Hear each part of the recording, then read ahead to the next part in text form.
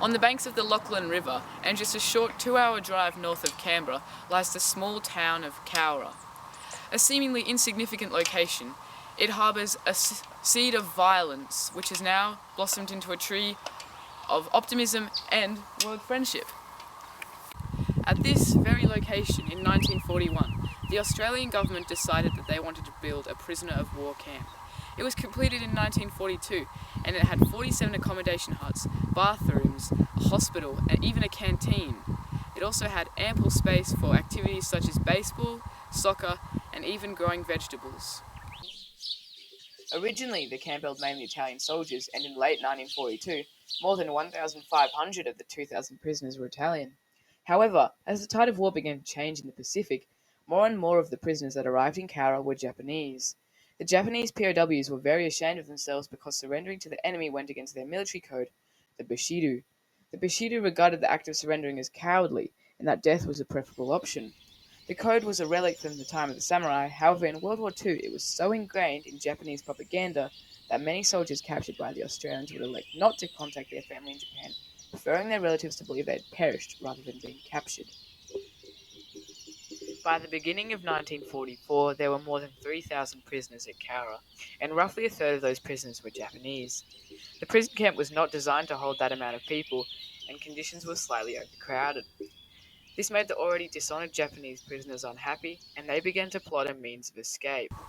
In early June of 1944, the Australian Guards received a tip-off that the Japanese were planning a mass breakout. They increased their security drastically, but this did nothing to quell the rumours. Next, they decided that they were going to separate the Japanese by rank, sending everyone below the rank of Lance Corporal to a different prison camp.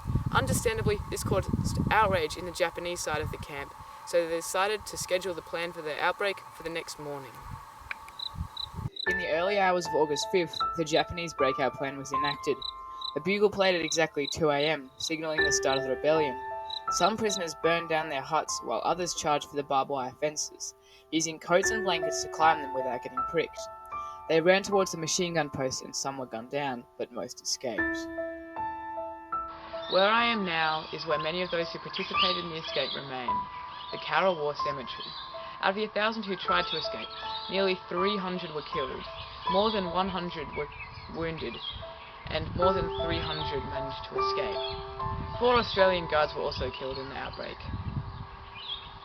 The Australian government did not reveal the true numbers until 1949 because they feared that the Japanese would enact revenge by killing off Australian POWs. Cowra has now become a place of international friendship. The Japanese government reburied their war dead from Australia in the Cowra War Cemetery, and the Japanese cultural gardens are also a popular tourist destination, with tourists coming to learn about Japanese tradition and plants. Cowra also received the World Peace Bell for their unique contribution to international understanding. It's the only Peace Bell in the world which is not in the national capital. It's right here.